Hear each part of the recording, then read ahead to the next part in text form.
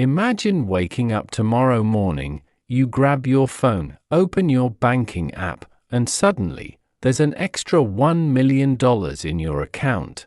Not $100, not $10,000, $1 million.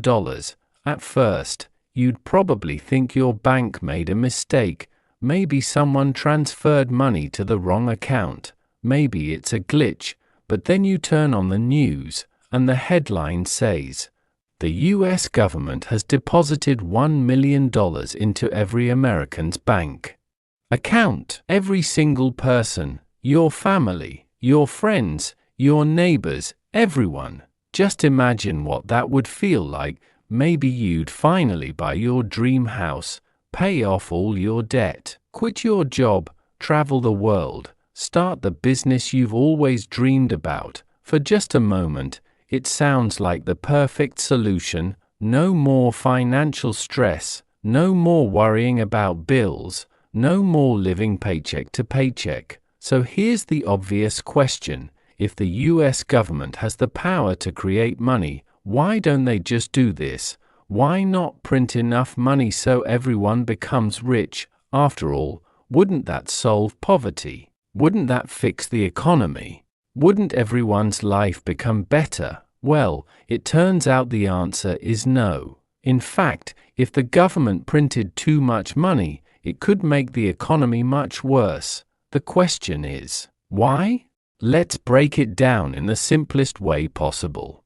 Before we answer that question, let's imagine something much smaller. Forget about the entire United States for a minute. Imagine there's a small town with just 100 people. In that town, there's only one pizza shop. Every day, the owner makes exactly 100 pizzas. One pizza for every person. Business is simple. A pizza costs $10. People buy one if they're hungry. The owner makes enough money to stay in business. Everything is balanced. Now imagine the government suddenly gives everyone in town an extra $1,000. Nobody worked extra hours. Nobody invented anything new. Nobody produced more food. Everyone just wakes up richer. Sounds amazing. The next day, people rush to the pizza shop. Some people who usually buy one pizza now want 3. Others decide to buy pizzas for the whole family. But here's the problem. The pizza shop still only made 100 pizzas, not 200, not 500, just 100. The amount of money changed. The amount of pizza didn't. Now imagine you're the owner of that pizza shop. You open your doors, and instead of a few customers, there's a line stretching around the block. Everyone has cash, everyone wants pizza, and everyone is willing to pay. So what would you do? Would you keep selling pizzas for just $10? Probably not. If people are willing to pay more, you'd probably raise the price, maybe to $15, then $20, maybe even $30. Not because your pizza suddenly tastes better, not because the ingredients changed, simply because demand went up while supply stayed exactly the same. Now let's zoom out. Replace the pizza with houses, or cars, or groceries, or concert tickets, or even your morning coffee. The same idea applies. If millions of people suddenly have a lot more money, but the number of houses, cars, and everyday products hasn't increased, people start competing to buy the same things, and when more people compete for a limited supply, prices usually go up. The surprising part is this: everyone has more money, but that money doesn't buy as much as it used to. So are people really richer? Not necessarily. In fact, they might end up paying a lot more for the exact same things they bought before. Economists have a name for this. It's called inflation. What exactly is inflation? Here's the simplest way to think about it. Inflation doesn't mean money disappears. It doesn't mean someone stole your money. It simply means your money doesn't go as far as it used to. Imagine you have a $20 bill. Last year, maybe that $20 could buy 2 pizzas. Today, it might only buy one. The money didn't change. The pizza did, or more specifically, the price of the pizza changed, and that's inflation. Your dollars slowly lose their buying power. Now here's something important. Inflation isn't always bad. In fact, a small amount of inflation is actually considered healthy for the economy. Why? Because prices don't just go up for products. Wages often go up over time too.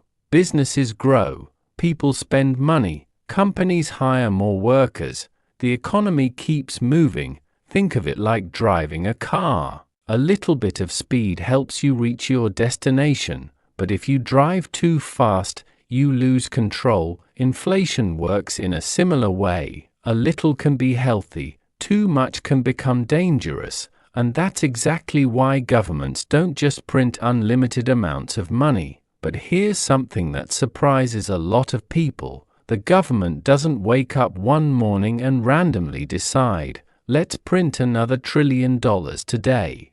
There are rules, there are economists, there are policymakers, and there are institutions whose job is to keep the economy as stable as possible, because printing too much money can cause inflation to rise too quickly, but printing too little money can also create problems. Businesses may struggle to borrow, people may spend less, the economy can slow down, so it's a balancing act. Think of it like watering a plant. Too little water, the plant dies. Too much water, the plant also dies. The goal isn't to use as much water as possible. The goal is to use the right amount. Money works the same way. The goal isn't to print more money. The goal is to have just enough money flowing through the economy to keep it healthy without causing prices to spiral out of control. Now you might be wondering, has this ever happened in real life? The answer is yes. And one of the most famous examples happened in Zimbabwe years ago. Zimbabwe was facing serious economic problems. Businesses were struggling. The government needed money, so one solution was to print more of it. At first, it probably didn't seem like a huge problem. More money meant people could keep spending. But as more and more money entered the economy, prices started rising. Then they kept rising and rising, until eventually, the value of the country's money began to collapse. Imagine walking into a grocery store to buy a loaf of bread. You check the price in the morning, by the afternoon, it's already more expensive. A few days later, the price goes up again. People had to carry stacks of cash just to buy everyday items, not because they were rich, but because their money had become worth so much less. In fact, Zimbabwe eventually printed banknotes worth millions, then billions, and even trillions of dollars. Imagine being a trillionaire, but still not having enough money to buy the things you need. That's how powerful inflation can become when it's allowed to spiral out of control. Now, it's important to point out something here. The United States is not in the same situation as Zimbabwe. The US has a much larger, more diversified economy, different institutions, and different tools to manage the money supply. So we're not saying that printing any amount of money automatically leads to hyperinflation. That's not true. The lesson is much simpler.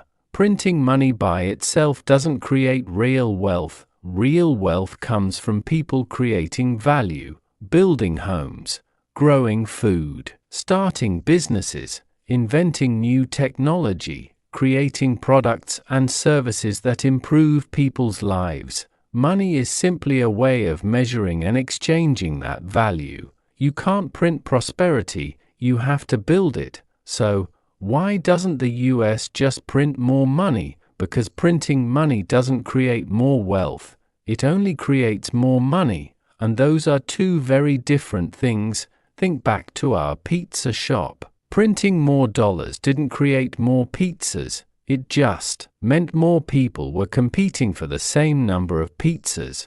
The result, higher prices. The same idea applies to houses, cars, groceries, and almost everything else we buy. Real wealth doesn't come from a printing press. It comes from people, from workers building homes, from farmers growing food, from entrepreneurs starting businesses, from engineers creating new technology, from doctors, teachers, mechanics, and millions of people doing work that adds value to society every single day. Money is simply a tool that helps us exchange that value. That's why even the richest countries in the world can't become richer simply by printing more cash. They become richer by becoming more productive, by creating better products, better services, better businesses, and better ideas. So the next time someone says, "Why doesn't the government just print more money?" you'll know the answer. Because you can't print more goods, you can't print more houses, you can't print more food, you can't print more innovation, and you certainly can't print prosperity. You have to create it. Thanks for watching, and remember, the world becomes a little less confusing when you understand how money really works.